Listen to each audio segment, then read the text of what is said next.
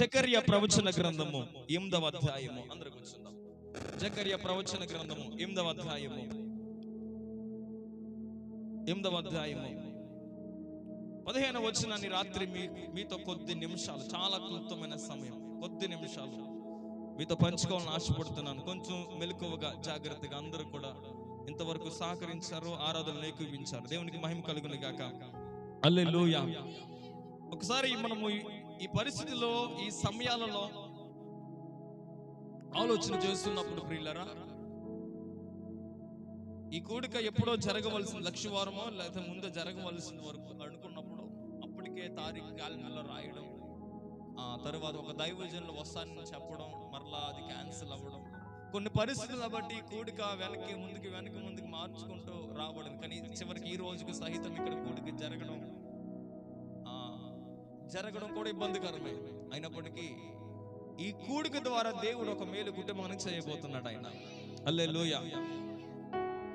ఆయన అనుకోకపోతే ఏది జరగదటండి భూమి మీద. హల్లెలూయా. ఎవరైనా మన దేవుడు ఇది జరగాలి అనుకుంటేనే భూమి మీద అయినా జరుగుతుందట.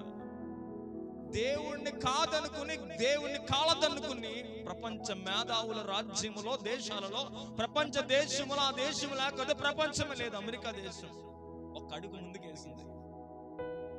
దేవుడు లేకుండా ప్రయాణం చేయాలి, దేవుడు లేకుండా నేను అన్ని చెయ్యాలి అని మానవుడు తన మేధస్సుతో ఏం కావాలి,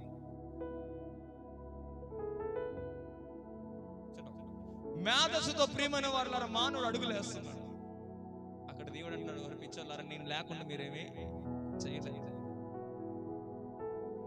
ఆనాటి సంవత్సరంలో అతి పెద్ద ఓడను కట్టాను, టైటానిక్ ఓడను, దేవుడు కూడా ఓడను ముంచలేడు అన్నాడు దాన్ని తయారు చేసిన వ్యక్తి.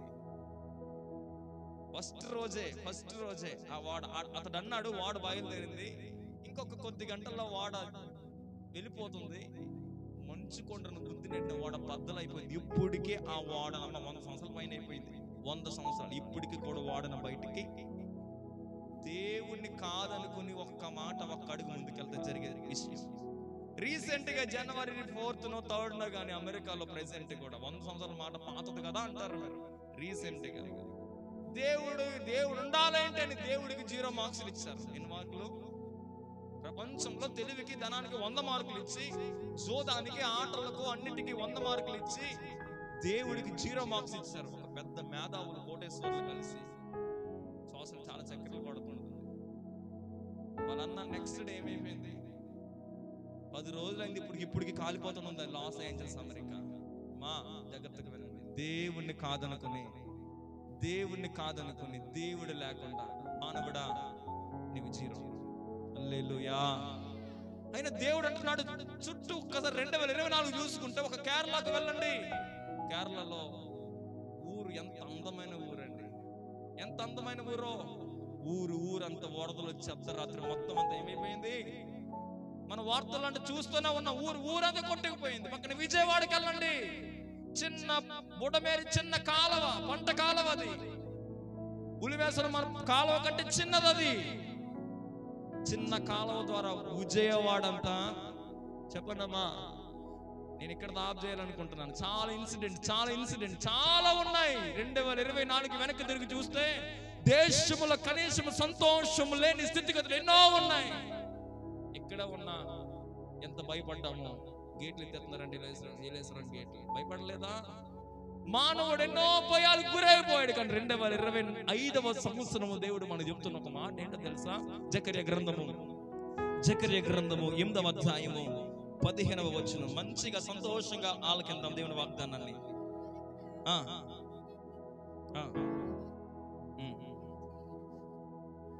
దేవుడు మాట్లాడుతున్న మాట ప్రియమైన వారులారా, ఈ కాలమున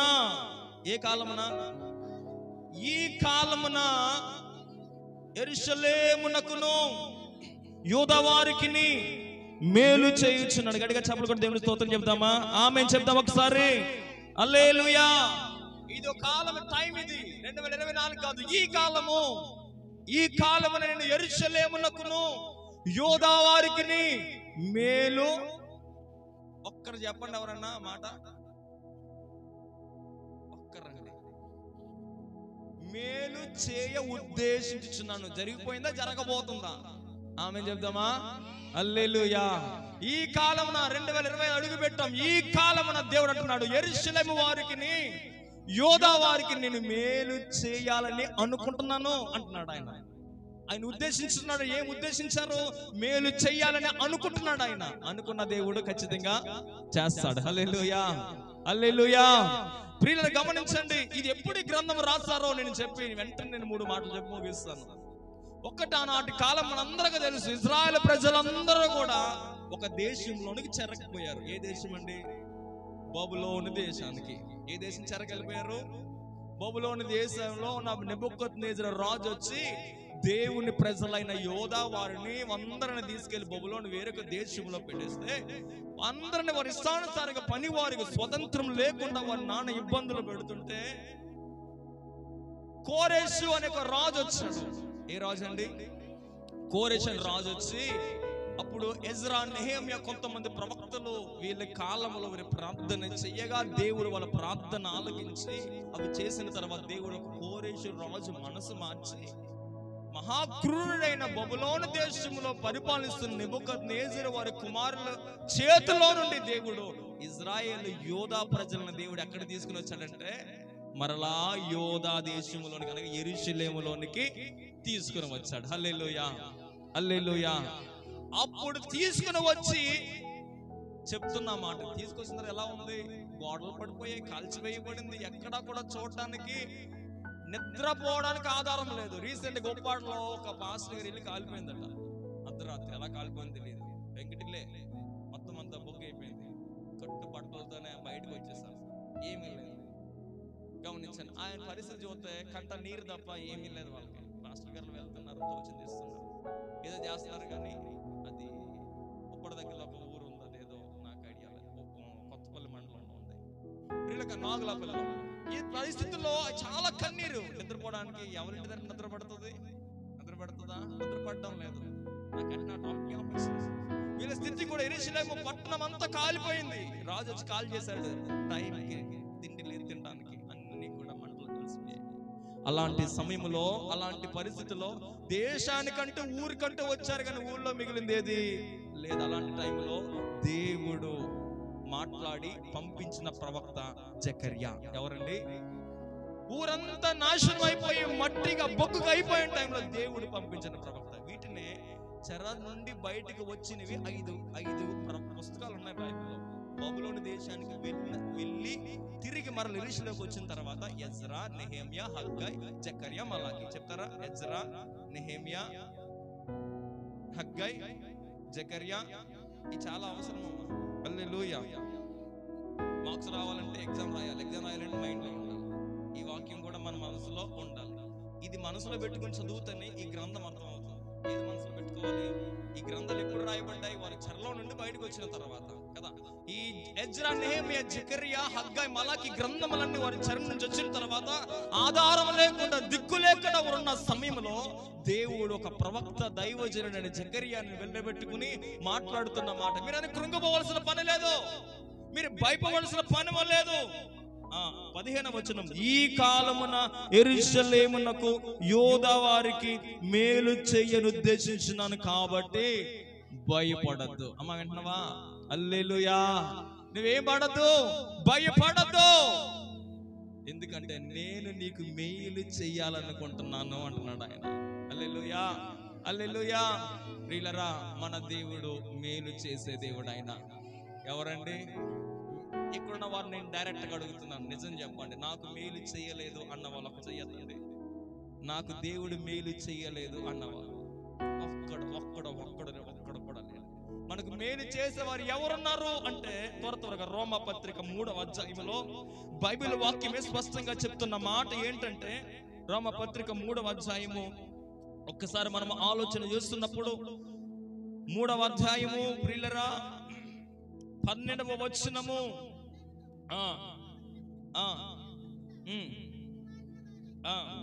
మేలు చేయువాడు లేడు. ఎంతమంది? కనీసం ఒక్కడు కూడా. అంటే మనకు మేలు చేసేది ఎవరు? అమ్మ చెప్పండి గట్టిగా. ఇది వాక్యం చెప్పే సత్యం అండి. మేలు చేసేవాడు లేడంట, అక్కడ తాగుబడి ఒక్కడు కూడా లేడు. మన భ్రమ, మీ పిచ్చంతే, మన పిచ్చంతే. ఏంటి, వీళ్ళుంటే నాకు ఏదో అవుతుంది, వీళ్ళుంటే ఏదో అవుతుంది, వీళ్ళంటే ఏదో అవుతుంది, వీళ్ళంటే వీళ్ళని మనుషుల దగ్గరికి వెళ్తాం. కానీ బైబిల్ చెప్తున్న పరమార్థం ఏంటంటే మేలు చెయ్యవాడు లేడు, ఒక్కడు కూడా లేడు. మరి ఎవరున్నారు అంటే మనం ఆరాధిస్తున్న దేవుడు ఒక్కడే ఉన్నాడు. ఆయన హల్లెలూయా. మనము మేలు చేయాలి, మేలు అని దేవుడు ఆశపడుతుంటే మేలును పొందుకోవాలని మనం ఆశిస్తున్నాం. మంచిదే ప్రియులారా. ప్రతి మనిషి జీవితమునకు ఏమి కావాలి అంటే నూతనత్వం కావాలి. బైబిల్ చెప్తున్న మాట, మన నూతన సంవత్సరంలో ఈ వచనం లేకుండా హ్యాపీ న్యూ ఇయర్ చెప్పలేదు. ఏంటని, ఎవడైనా క్రీస్తు యేసునందుంటే వాడు, చెప్పండి, నూతన సృష్టి. ఎవడైనా క్రీస్తు యేసునందుంటే వాడు నూతన సృష్టి. ఎందుకు నూతనం అంటే, నీ పాతవంతా గతించిపోయింది. ఏం గతించిపోయింది? 2024 వెళ్ళిపోయింది, 2025 వచ్చేసింది, నువ్వు అలాగ ఉన్నావు ఇంకా. చెప్పండి, ఒక్క అలవాటు. నేను సంఘాన్ని అడుగుతున్నాను, ఇక్కడ ఉన్న వాళ్ళని, ఈ 2025లో ఒక్క అలవాటు నేను కొత్తగా ప్రారంభించాను అన్న ఒక హస్తం చూపించండి. ఎవరైనా ఉన్నామా? ఉన్నారా ఎవరైనా? అక్క చెప్పండి అమ్మా. పాతవి అయిపోయాయంట, కొత్తవి వచ్చాయి. ఏమి వచ్చాయి కొత్తవి? 2025 వచ్చింది, కానీ 2024 మనలో నుండి పోలేదు. సంవత్సరం పోయింది. హల్లెలూయా. ఒకడు అంటాడు ఒక ఇంటర్వ్యూలో, నేను ఇది లాస్ట్ రోజు 31 తప్ప మళ్ళీ రేపు నుంచి అసలు తాగనంటున్నాడు. ఇంటర్వ్యూ చేస్తే 31 అంతా రాత్రి తాగేస్తాడంటే 1వ తారీఖు మాత్రం అసలు తాగడంట. ఇంటర్వ్యూలో అన్నమాట. మానేయాలనుకున్నాడు, ఆ రోజే మానేయాలి. నేను అంటున్నాను, ఇప్పుడు మార్పు అనేది, నూతనత్వం అనేది మనిషి హృదయములో నుండి రావాలి. సంవత్సరాల నుండి కాదు. కొత్త బట్టలు కట్టుకుంటే నూతనత్వం రాదు. గమనించండి, దేవుడు మేలు చెయ్యాలి. నేను నీకు మేలు చేయాలనుకుంటున్నాను. ఎందుకు ప్రభువా మాకు మేలు అంటే, ఇప్పుడు ఎలా ఉంది వాళ్ళ పరిస్థితి అంటే, మళ్ళీ జకర్యాకు వచ్చేస్తే ప్రియమైన వాళ్ళారా, జకర్యా గ్రంథంలో వారి పితరులు చేసిన తప్పుల వల్ల, చదువుతారా పై వచ్చిన ఒక్కసారి? జకర్యా గ్రంథంలో 14వ వచనమండి. సైన్యములకు అధిపతి యెహోవా సెలవిచ్చినదేమనగా, మీ పితరులు నాకు కోపం పుట్టింపగా దయ చూపించకుండా నేను మీకు కీడు చెయ్యాలనుకున్నాను. జాగ్రత్తగా వినండి దయతో. అప్పుడు యెరూషలేములో జనరేషన్ చెప్తున్నాడు, ఇంకో మీ తాతలు ఉన్నారు కదా, మీ పితరులు, వాళ్ళందరూ కూడా ఏం చేశారట, నాకు కోపం పుట్టించారు. అప్పుడు దేవుడు అనుకున్నాడంట, ఖచ్చితంగా వీళ్ళు ఎంత చెప్పిన నా మాట వినడం లేదు, కాబట్టి వీళ్ళకి నేను కీడు చెయ్యాలని అనుకుని వీళ్ళందరిని ఎక్కడికి పంపించాడు? బబులోని దేశానికి. వెరీ గుడ్, బబులోని దేశానికి పంపించారు. దేవుడు అనుకున్నది జరిగిందా? మరలా అక్కడికి వెళ్ళిన తర్వాత దేవుడు వారు బయటకు వచ్చిన తర్వాత చెప్తున్న మాట, ఇదిగో నేను మీకు కీడు చెయ్యను గాని యూదా వారికి యెరూషలేమునకు మేలు చెయ్యను ఉద్దేశించున్నాను, కాబట్టి మీరు అసలేమి భయపడకండి. వాళ్ళకి ఇలా జరిగిపోయింది, మా కుటుంబంలో మా తరమ వారికి, మా కుటుంబీకులకు ఫలానా ఇలా జరిగాయి, మాకేమైపోతుంది, మా ముందున్న దినములు ఎలా గడపాలి, మా ముందున్న పరిస్థితులు ఎలా విజయం పొందాలి అనే భయం మీలోకి రానివ్వద్దు, ఎందుకంటే నేను మీకు మేలు చెయ్యాలనుకుంటున్నాను అని చెప్పేసి ఆయన అంటున్నాడు. అయితే నేను మీకు మేలు చేయాలంటే కొన్ని విషయాలు చెప్పాడు. హల్లెలూయా. 16వ వచనం చదువుతారా? మీరు చెయ్యవలసిన, నేను మీకు మేలు చేయాలని అనుకుంటున్నాడు. హల్లెలూయా. వినండి, దేవుడు మనకు కుటుంబానికి మేలు చెయ్యాలని ఆశపడుతున్నారు. అయితే ఆయన ఒక మాట అంటారు, అయితే మీరు చెయ్యవలసిన పనులేంటి? నేను అంటున్నాను, మందిరానికి వెళ్ళి పాస్టర్ గారితో ప్రార్థన చేయించుకుని మందిరంలో మోకరించి ఆరాధనకు వెళ్ళడం ఎంత ఇంపార్టెంటో దేవుడు బైబిల్లో చెప్పినవి చెయ్యడం కూడా చాలా ఇంపార్టెంట్. ఒక్కలే చెప్పారు హల్లెలూయా. హల్లెలూయా. ఏది ప్రాముఖ్యమండి? అన్నం వండుకుని కిచెన్ రూమ్ లో పెట్టడం ఎంత ఇంపార్టెంటో వండిన అన్నాన్ని కూడా మనం తినడం చాలా, అవునా కదా? దేవుడు మనకు అనుగ్రహించిన జీవ గ్రంథము మన చేతిలో ఉంది. ఏమి చేయాలి, ఏం చేయకూడదు, దీనిని మనం చేస్తేనే ఆయన వాగ్దానం మన సొంతం అవుతుంది. హల్లెలూయా. మనం దేవుని పాదాల దగ్గరికి వెళ్తున్నాం, దేవుని ముఖాముఖిగా దర్శనము చేసుకుంటున్నాం దేవుని మందిరానికి వెళ్ళి. కానీ దేవుడు మనతో మాట్లాడుతున్నాడు, కుమార్తె నేను నీకు మేలు చేయాలనుకుంటున్నాను, అయితే నువ్వు ఇలా చెయ్యి అంటే నువ్వు ఎలాగెళ్ళంటే మనం అలాగే వెళ్తాం. అందుకే దేవుడు చేయవలసింది మనము, దేవుడు చేస్తున్న మేలును మనము పొందుకోలేకపోతున్నాం. ప్రియమైన వారులారా, దేవుడు మేలు చేయాలంటే మీరు చేయవలసిన కార్యం లేవనగా ప్రతి వాడు ఈ వాక్యాన్ని తీసుకుని నేను ఆలోచన చేసినప్పుడు నిజంగా అంటున్నాను,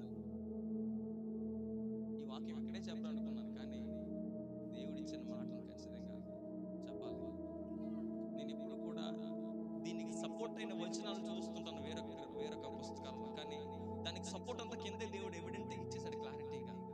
మేలు చెయ్యాలనుకుంటున్నాను నా మాటని సంతోషపడ్డాను, దానికి ఎవిడెంట్గా ఇంకొక రిఫర్స్ కోడ్ చేయాలనుకుంటే కిందే దేవుడు చాలా క్లారిటీగా ఉన్నది. ఏంటి మీరు చేయవలసిన పనులు అంటే, ప్రతివాడు తన పొరుగువానితో సత్యమే మాట్లాడాలి. ఎందుకు ఈ మాట దేవుడు ఈ కుటుంబానికి ఇస్తున్నాడు నాకు తెలియదు, కానీ జాగ్రత్తగా దృష్టిని మనసును పెట్టుకున్నాడు. ప్రతివాడు తన పొరుగువానితో సత్యమే మాట్లాడాలి. ప్రతి ఆఫీసులో ఉంటుంది, ఎక్కడ ఎంఆర్ ఆఫీసులో, కలెక్టర్ ఆఫీసులో, కోర్టులో, ప్రతి ఆఫీసులో సత్యమేవ జయతే. ఏమిటి? ఎక్కలేని లంచాలన్నీ అక్కడ తీసుకుంటారు, లేకపోతే నీకు న్యాయం జరుగుతుందా? ఎక్కలేని అబద్ధాలన్నీ అక్కడ ఆడాలి పేరుకి. కానీ మన దేవుడు సత్యవంతుడు, ఆయన హల్లెలూయా. ఆయన మొహమాటలు లేని దేవుడు. ఆయన మనుషులకి మన మొహమాటలు ఉంటాయేమో, నువ్వు సత్యమే పలకాలి. పదాజ్ఞలో ఒక ఆజ్ఞ ఖండితంగా దేవుడు చెప్పాడు, ఈ ఆజ్ఞను మీరావా నేను రాళ్ళతో కూడా చంపుతారు. ఆనాటి కాలం ఇజ్రాయేలు, నువ్వు ఆజ్ఞను మీరితే మరణ శిక్ష నీకు. అంత సీరియస్ వర్డ్స్ 10 మాటలు కూడా. అందులో ఒక ఆజ్ఞ, అబద్ధం ఆడకూడదు అన్నాడా? ఎక్కడుంది? నిర్గమకాండంలో 20వ అధ్యాయంలో రాయబడింది. హల్లెలూయా. అబద్ధం ఆడద్దు, దేవుడు ఖండితంగా ఆజ్ఞాపించిన మాట అది. ఇది ఎంత పవర్ఫుల్ అంటే ఆ కరెంట్ వైర్ ముట్టుకోక కనెక్షన్ అన్నంత ఇంపార్టెంట్ అది. హల్లెలూయా. ముట్టుకుంటే ఏమవుతుంది? ముట్టుకుని చూస్తే తెలుస్తుంది. ఎంత సీరియస్ గా దేవుడు చెప్పాడు, అబద్ధం ఆడద్దు. మరి ఏం చేయమంటావు? నీ ప్రాణం పోయిన నువ్వు సత్యమే మాట్లాడాలి. హల్లెలూయా, హల్లెలూయా. దేవుడు మనకు మేలు చెయ్యాలని ఆశపడుతున్నాడట. ఆ మేలు ఇచ్చిన వాగ్దానం మనం సంపాదించుకోవాలంటే నంబర్ 1 ఏం చేయాలి చెప్పండి అయ్యా? నిజమే చెప్పాలి. ఏం చెప్పాలి? నిజమే మాట్లాడాలి. ముక్కుసూటి మనిషి ఇక్కడ కూర్చున్నాయి, పౌరుషం ఎక్కువ, కోపం ఎక్కువ, వెళ్ళాలని ఉండదు, పెద్ద సినిమాలు. హల్లెలూయా. ఏం మాట్లాడాలి? ఏం మాట్లాడాలి? సత్యమే మాట్లాడాలి. ఎందుకు మాట్లాడాలి? దేవుడు నిన్ను నన్ను ప్రేమించాలంటే ఈ లక్షణం చాలా అవసరం మనకు. ఏ లక్షణము? నిజము మాట్లాడే లక్షణం మనకు కావాలి ప్రియులు. చిన్నదే కదా అని అనుకోవచ్చు, నో నో నో. ఆ చిన్న దాని వల్ల ఆయన చేసే మేలు మనం కోల్పోతున్నాం. హల్లెలూయా, హల్లెలూయా. దేవుడు మనల్ని ఒక చిన్నగా ఆశీర్వదించి ఆ ఆశీర్వాదం ఇంకనో మేలు చేయాలని దేవుడు మొదటగా దేవుడు ఇజ్రాయేల్ జీవితంలో, యోధా వారి జీవితంలో చేసిన మేలు ఏంటంటే చాలా చిన్నది. ఏంటి మేలు?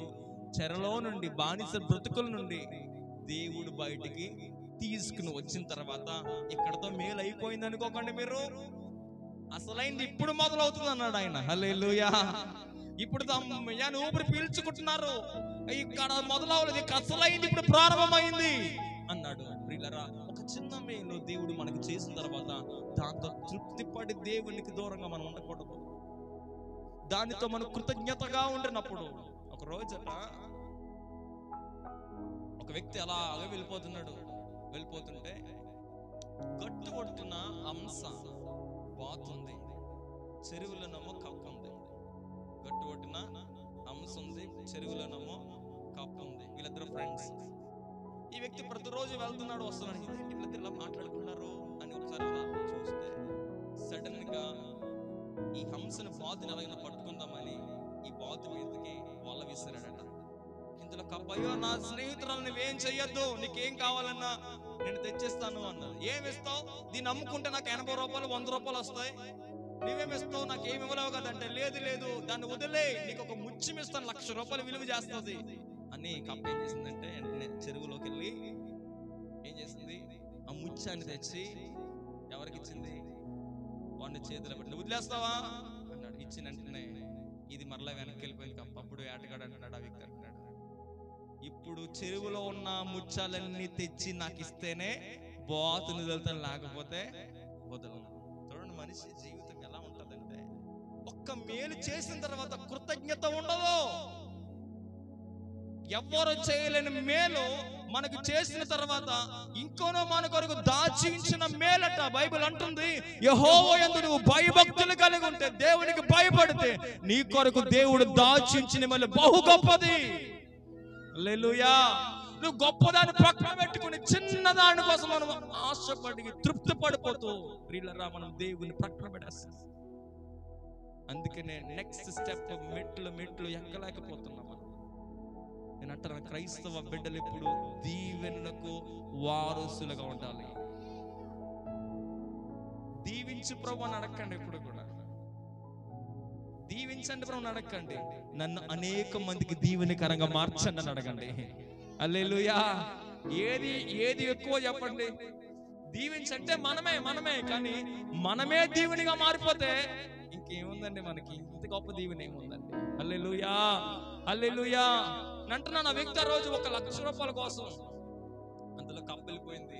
కప్పు అంటుంది, పిచ్చోడా, నేను నీతో మాట్లాడేటప్పుడే బాత్ ఆల్రెడీ వెళ్ళిపోయింది, ఇప్పుడు నీకు ఈ 1,00,000 రూపాయలు లేవు, ఇది లేదు. ప్లాన్ వేసింది ఆ కప్ప, ఇలాంటి ముత్యాలు చాలా ఉన్నాయి, అది నాకు ఇచ్చేసామంటూ అలాంటి ఏరుకునొత్తని పట్టుకుపోయింది. అప్పుడు చెప్పింది, అక్కడ బాత్ ఎగిరిపోయింది. పిల్లరా, మనకు జ్ఞానం ఇచ్చిన వాడు మన దేవుడు, మనల్ని పుట్టించిన వాడు మన దేవుడు. మీరు రూపింపబడక మునిపే నేను మిమ్మల్ని ఎరుగుదును అన్నాడు ఆయన. హల్లెలూయా. ప్రియులారా, దేవుడు ఈ సంవత్సరము ఈ కుటుంబానికి మాటలు వింటున్న వారికి నూతనమైన మేలు కలగచేయును గాక. హల్లెలూయా. ఆ దీవెన పొందుకున్నట్లుగా మనము సత్యములోనే ప్రవర్తించుదుము గాక. రెండవ మాట, ప్రియమైన వారులారా, ప్రతివాడు తన పొరుగు వానితో సత్యమే మాట్లాడాలి. పక్కన వాళ్ళు చెప్పాలి,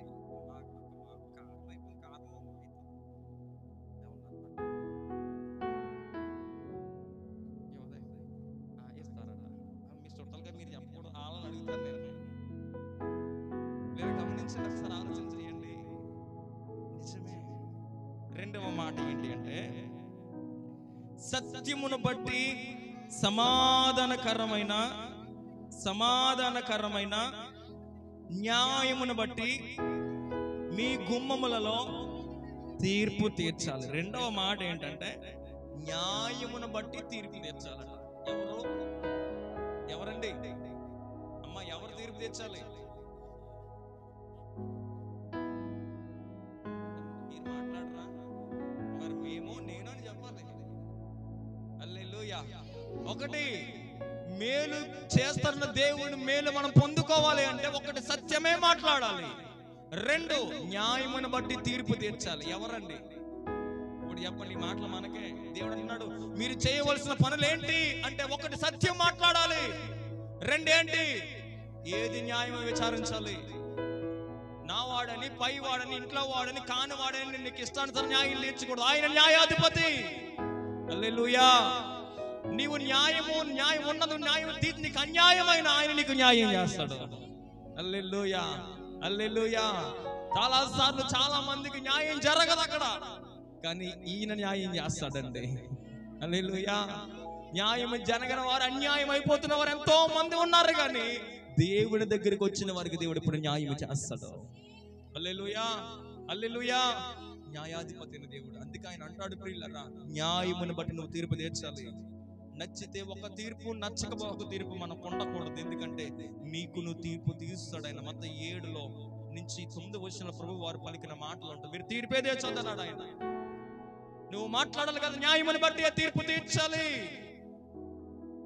అప్పుడు నీకు మేలు దేవుడు చెయ్యాలనుకున్న మేలు దేవుడు నీకు చేస్తాడంట. హల్లెలూయా హల్లెలూయా. నేను త్వరగా వెళ్తున్నాను. మూడవ మాట, ప్రియులారా, తన పొరుగు వాని మీద ఎవడును దుర్యోచన యోచింపకూడదు. దుర్యోచన యోచింపకూడదు అంటే పొరుగు వానిపై దురాలోచన చేయకూడదంట. దురాలోచన చేయకూడదట. దురాలోచన అంటే ఏంటంటే చెడు ఆలోచన, చెడు ఆలోచన, వాడిని కృంగదీసేది, వారి వ్యతిరేకమైనది. ఈ ఆలోచన చేస్తే దేవుడిచ్చే మేలు నీ దగ్గరకు రాదు. దేవుడి చేయాలనుకున్న మేలు మన దగ్గరకు రాదు.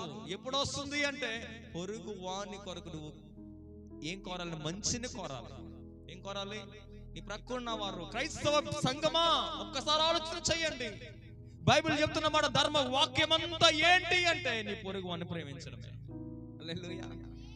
ఈ వాక్యం అంతా, బైబిల్ అంతా ఏం చెప్తుందంటే పౌలు గారు అంటున్నారు, నిన్ను నీవు ప్రేమించినట్లే నీ పొరుగు వాన్ని ప్రేమించు. నిన్ను వాళ్ళు నీ పొరుగు వాన్ని ప్రేమించు. ఆనాటి మిషనరీస్ ఆఫ్రికా, ఇంగ్లాండ్ నుంచి మన దేశానికి ఎందుకు వచ్చారు? వాళ్ళు బ్రతకాలనుకున్నారు. నా వల్లే భారతదేశం కూడా బ్రతకాలనుకున్నారు. ఆనాడు ఇంగ్లాండ్, ఆస్ట్రేలియా నుంచి ఎందుకు విలియం కేరీ గారు మన దేశం కోల్కతా వచ్చారు? నేను చదువు ఇంగ్లీష్ బాగా మాట్లాడుతున్నాను, భారతదేశంలో ఇంగ్లీష్ మాట్లాడాలి, స్కూల్ లేవని మన దేశానికి వచ్చారు. ఇప్పుడు చెప్పండి, ఆయన ప్రేమ లేకపోతే మన దేశం వచ్చేవాడా? ఆనాటి మిషనరీ, క్రైస్తవ మిషనరీగా భారతదేశం వచ్చినైనా ఫలానా వ్యక్తులు అదిగో గోదావరి నదిలో పడి చచ్చిపోతున్నారంట. ప్రతి నెల వేల మంది చనిపోతున్నారంట. ఎందుకంటే ఆ నదిలోనే లాంచీల మీద వెళ్తున్నారట అని సర్ ఆర్థర్ కాటన్ అని ఒక దొరగారు మన దేశానికి వచ్చి ఏం కట్టించాడు? అమ్మా చూసారా పనేంటైనకి? నిన్ను వాళ్ళని పొరుగు అని ప్రేమించమని యేసయ్య మాట ఆయన ప్రభావితం చేసింది. రావాల్సిన పని లేదు కదా, వాళ్ళకి పని లేదు కదా. వాళ్ళ దేశంలో వారు బ్రహ్మాండంగా హ్యాపీగా ఉండొచ్చు, ధరలు కదా. ఇక్కడికి వచ్చి నలిగిపోయింది, చంపేశారు ఆయన. హల్లెలూయా. ఈరోజు దేవుడు నీకు నాకు మేలు చెయ్యాలంటే మా ఆయన అంటున్న మాట, నీ పొరుగు వాని మీద దురాలోచన చెయ్యొద్దు, దురాలోచన చెయ్యొద్దు. వారిని శత్రువులైన పిలిచి భోజనం పెట్టు, దేవుడు నీకు 100 రెట్లు దీవెనిస్తాడట. హల్లెలూయా, హల్లెలూయా. నీ శత్రువులను ప్రేమించిన దేవుడు మనకు చెప్తున్నాడు. దేవుడు ఈ సంవత్సరము మేలు చెయ్యును గాక. హల్లెలూయా. ఎప్పుడు దేవుడు మన మేలు చేస్తాడంటే, 1 సత్యమే మాట్లాడాలి, 2 న్యాయమును బట్టి తీర్పు తీర్చాలి, 3 తన పొరుగు వాని మీద దురాలోచన చెయ్యకూడదు, 4 జకర్యా 8:17 రాయబడిన మాట ప్రియులారా ఏంటి? అబద్ధ ప్రమాణము చేయకూడదు కాదు, చెయ్యడానికి ఇష్టపడకూడదు. ఒట్టు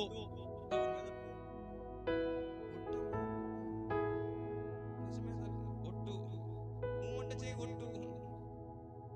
దేవుడు అన్నాడు అసలు ఒట్టే పెట్టుకోవద్దు అన్నాడు ఆయన. ఆకాశము తోడని ఒట్టు పెట్టుకోకు, ఎందుకంటే అది ఆయన సింహాసనం. భూమి తోడని ఒట్టు పెట్టుకోవద్దు, ఇది ఆయన పాదపీఠం. నోరిపితే ఒట్టమ్మా, అబద్ధాలని చెప్పేసి ఒట్టమ్మా. గమనించండి ప్రియులారా, ఈ ఒట్టు నీకు హాని అని తెలదా? ఈ ఒట్టు నీకు కీడని తెలీదా? ఈ ఒట్టు నీకు గొంతుకు గడ్డని తెలీదా? అబద్ధ ప్రమాణము చేయడానికి ఇష్టపడకూడదు. ప్రమాణం చేయడం కాదు, ఇష్టపడకూడదు ప్రియులారా. అప్పుడు దేవుడు మనకు మేలు చేస్తాడట. హల్లెలూయా. 3 మాటలు మనం 4 మాటలు విన్నాం. 1 పొరుగు వానితో, చెప్పండి అందరూ, సత్యమే మాట్లాడాలి. వారు ఏమనుకున్నా ఏమనుకున్నా ఉన్నది యథార్థం. అలాంటి వారు ప్రార్థన చేస్తే దేవునికి ఎంతో సంతోషం. హల్లెలూయా. యథార్థవంతుల ప్రార్థన ఆయనకు ఆనందకరం అంటాడు సామెతలు. హల్లెలూయా. ఎవరేమంటారా, ఏం చేస్తారన్నది దేవుని భక్తులు కాదు. దేవుని నేను మెప్పించగలుగుతున్నానా? నా జీవితం ద్వారా, నా బ్రతుకు ద్వారా, నా జీవితం నేను మేలు దేవుడు చేస్తాడు. నా దేవుడు నేను గణపరచగలుగుతున్నానా? నా ద్వారా దేవుడు సంతోషిస్తున్నారా? నన్ను బట్టి దేవునికి దుఃఖం కలుగుతుందా, సంతోషం కలుగుతుందా? ఒక్క నిమిషం ఆలోచన చేస్తే కంట నీరు తప్ప మనకేం రాదు. హల్లెలూయా. ఎందుకండి అని అడగొచ్చు ప్రియులారా. పాపములో కొట్టు మిట్టాడుతున్న మన కొరకు బలి అయిపోయాడు ఆయన. మరణములో ఉండవలసిన మనల్ని మరణము నుండి బయటికి రప్పించి మన మరణాన్ని ఆయన మీద వేసుకున్నాడు ఆయన. హల్లెలూయా, హల్లెలూయా.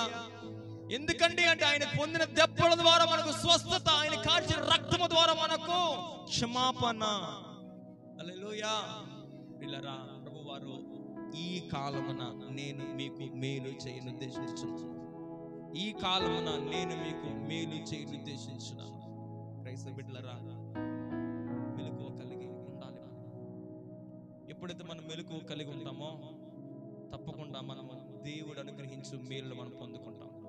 ఆయన అంటారు, మీరు భయపడకండి, ఏమి చెయ్యాలో, ఏమి ఎలా ఉండాలో అని భయపడకండి, నేను మీకు మేలు చేయాలనుకుంటున్నాను ఈ కాలమున. హల్లెలూయా. ఈ మాటను బట్టి చెప్తున్నాను, దేవుడు ఈ సంవత్సరం తప్పకుండా వారి సాక్ష్యాన్ని నెరవేర్చబోతున్నాడు ఆయన. హల్లెలూయా, హల్లెలూయా, హల్లెలూయా. నా ప్రాణము ఉన్నంత వరకు ఏ మర్చిపోలేము, మేలులు నీ మేలులు మరచిపోలేమయ్యా. హల్లెలూయా. కృప వెంబడి కృప, దేవుని వెంబడి దీవెన, దయ వెంబడి దయ దేవుడు మనకు అనుగ్రహించును గాక. ఈనాటి వాగ్దానం ప్రియులారా, దేవుడు మనం ప్రేమించి మనతో మాట్లాడిన మాట మనసును పెడదాం ప్రియులారా. దేవుని పనిని, దేవుని నిర్లక్ష్యం చేయొద్దు. ప్రభు వారు అంటున్నారు ఏమని తెలుసా, ఇదిగో నేను మీకు మేలు చేయాలనుకుంటున్నాను. అమ్మా, అక్కమ్మ, అయ్యా, కృష్ణ గారు, పెద్ద పండు, చిన్న పండు, దేవుడు మనతో మాట్లాడుతున్న మాట ఏంటి తెలుసా, బిడ్డలారా నేను మీకు మేలు చేయాలనుకుంటున్నాను. మరి నువ్వేం చేస్తున్నావు నా కొరకు? 1 కేజీ బంగారం, 10 ఎకరాల పొలం, లేకపోతే నీ గృహం, దేవునికి రాసిచ్చిన రుణం మనం తీర్చలేము. ఇది ఏది దేవుని వద్దు, నీ హృదయంలో ఆయనకు చోటిస్తే చాలు. హల్లెలూయా. నిన్ను నన్ను చూసి దేవుడు సంతోషపడితే చాలు మనకి, అదే మనకు మేలు ప్రియులారా. అప్పుడు మొదలవుతుంది దేవుడు చేసే అసలైన మేలు. హల్లెలూయా. ఒక్క నిమిషం ఆలోచన చేద్దాం. దేవునికి వాగ్దానములకు వారసులుగా ఉన్నాము మనం. దేవుని వాక్యం అబద్ధం కాదు. పేతురు అంటాడు, ఇదిగో మీరు ఏదో అనుకుంటున్నారు కానీ నన్ను దేవుడి ఆశీర్వాదములకు వారసులుగా ఉండటానికి మీరు పిలువబడ్డారు అంటాడు ఆయన. హల్లెలూయా, హల్లెలూయా. క్షణికమైన లోకాశలో వెంబడి వెళ్ళిపోతూ దేవుని కృతజ్ఞత లేకుండా వారికి బ్రతుకుతున్న 2 దినాల్లో ప్రియులారా అంటున్నాను, ఒక్కసారి ఆలోచన చేయండి. దేవుడు మనకు మేలు చెయ్యాలి అని ఆశపడుతున్నారు, ఉద్దేశిస్తున్నారు. మనం చెయ్యమని చెప్తున్న పనిలో ఒకటి, పొరుగు వానితో సత్యమే చెప్పాలి. ఏం చెప్పాలి? రే, నువ్వు సిగరెట్ కాల్చావు కదా, సిగరెట్ కాల్చావు కదా, ఎక్కడ ఉన్నాడు, కాల్చావు కదా, లేదు అంటున్నాడు కానీ వాసన వస్తుంది కదా. మరి వాళ్ళు చూపితే ఊరుకుంటారేంటండి? హల్లెలూయా, హల్లెలూయా. రే, నువ్వు తాగావు కదరా, వాసన వస్తుంది కదా అక్క. నువ్వు అబద్ధం చెప్తే దేవుడు ఏమన్నా గుడ్డివాడా చెవిటివాడా? నీకు మేలు చేయాలని దేవుడు అంటున్నాడు, నువ్వేమో సత్యమే చెప్పాలి. హల్లెలూయా, హల్లెలూయా. దేవుడు ఎప్పుడు కూడా మన పట్ల ప్రేమ కలిగి ఉన్నాడు. ఆయన నన్ను ప్రేమించడం లేదు, నాతో దేవుడు లేడు అని ఏమాత్రం కళ్ళలో కూడా అనుకోవద్దు. మన నీడ మనల్ని విడిచిపోతామో కానీ దేవుడు మనల్ని విడిచిపోడండి. హల్లెలూయా, హల్లెలూయా. మనం చేయవలసిన 4 పనులు మనసులో రాసుకుందాం. 1, సత్యమే మాట్లాడాలి. 2, న్యాయమును బట్టి తీర్పు తీర్చాలి. 3, పొరుగు వాని మీద దురాలోచన, చెడ్డ ఆలోచన చెయ్యకూడదు. 4, అబద్ధ ప్రమాణము చెయ్యడానికి ఇష్టపడకూడదు. కదులుదాం ప్రియులారా, ఒక్క అడుగు వేద్దాం దేవుని కొరకు. ఈ సంవత్సరం ఈ మాట దేవుడు నిరంతరంగా ఫలింపు చేయాలని ఆశపడుతున్నాను. ఒక జింక, ఒక కుందేలు ఒక అడవిలో నివాసం చేస్తున్నాయి. ఆ నివాసం చేస్తుంటే జింక అంటుందట అందరితో, ఏమని, నాకంటే అందగది ఈ అడవిలో అబ్బాయి లేదు, నాకంటే యాక్టివ్ యానిమల్, నాకంటే చురుకైన యానిమల్ ఎవ్వరు లేరండి. ఆ నోట ఈ నోట ఆ నోట మొత్తం అడవంతా రాజ్యం అంతా తెలిసిపోయింది. ఇక్కడ కుందేలు ఊరుకుంటుందా? అసలైన తెలివైన దాన్ని నేను, అసలైన యాక్టివ్ జంతువును నేను. నన్ను కాదనుకున్న వాళ్ళది ఒప్పుకోవడం లేదు. ఇద్దరికి మధ్య గొడవ వచ్చింది. నేను తెలివైన దాని అంటే నేను తెలివైన దాన్ని, నేను చురుకైన దాని అంటే నేను చురుకైన దాన్ని ఒకరు అనుకుంటే ఈ గొడవ రాజు దగ్గరికి తీసుకెళ్ళాయి. ఎవరమ్మా రాజు?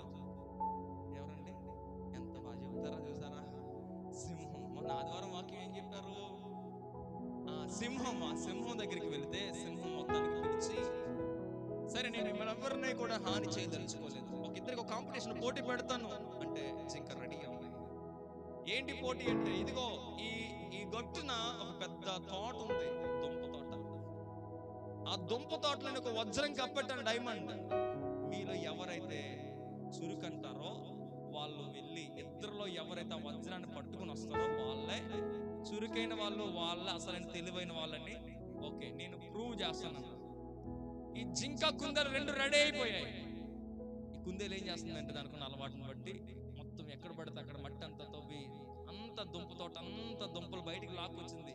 కానీ చివరికి వజ్రం దొరుకుతుందో ఇంకా ప్రయత్నం చేస్తుంది. జింక కూడా ప్రయత్నం చేస్తుంది, తవ్వుతుంది. ఒక 10 నిమిషాలు కష్టపడి అక్కడ చెట్టుకి మా అత్తమ్మలు అలా జారబడిపోయింది. దానికి అలా జారబడిపోయిన తర్వాత ఈ కుందేలు మొత్తం పొద్దున్న నుంచి సాయంత్రం వరకు మొత్తం అంతా దుంపలన్నీ తవ్వుకి బయటకు వచ్చేసింది. దానికి మాత్రం వజ్రం దొరకలేదు. ఇంక చివరిగా లాస్ట్ జింక జారబడి చెట్టు దగ్గరికి వెళ్ళి అక్కడ తవ్వుతే జింక కూర్చున్న కాళ్ళ కిందే వజ్రం దొరికింది. ఎక్కడుంది? జింక కూర్చుంది కదా, అక్కడ కాలు కింద ఉందంటే దీన్ని బట్టి సింహం పిలిచి, ఓలే సోమరపోతూ, చివరికి ఇక్కడున్న చెయ్యి కూడా ఇలాగా నీవు పని చేయడానికి కష్టపడలేదు కాబట్టి నువ్వు నిజంగా సోమరపోతువే. నువ్వు చురుకైన దాను కాదు, నువ్వు తెలివైన దాను నువ్వు భ్రమలో ఉన్నావు అంతే. కాదు అని చెప్పి, ఎందుకంటే అది కూర్చున్న స్థలములోనే ఆ వజ్రం ఉంది. ఇది తెలివైంది, చురుకైందని చెప్పకపోయినా కాబట్టి ఇది ఏం చేసిందంటే మొత్తం అంతా కష్టపడి చివరికి ఇక్కడికి వచ్చి వెతుకున్న పట్టుకుని. చాలా సార్లు దేవుని బిడ్డలుగా మనం అనుకుంటున్నాం, భ్రమలో ఉన్నాం. మనం ఏ భ్రమలో? భక్తి పరులం అనే భ్రమలో. ఒక గంట ప్రార్థన చేస్తున్నామా?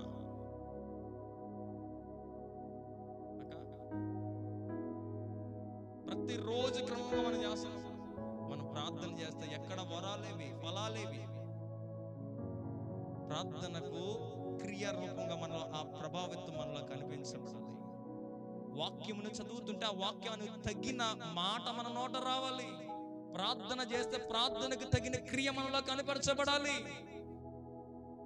దేవుడు అంటున్నాడు, ప్రియులారా భయపడకండి, ఈ కాలమున, గత కాలం అంతా అలా గడిచిపోయినా ఈ కాలమున నేను మీకు మేలు చేయను ఉద్దేశించున్నాను. హల్లెలూయా, హల్లెలూయా.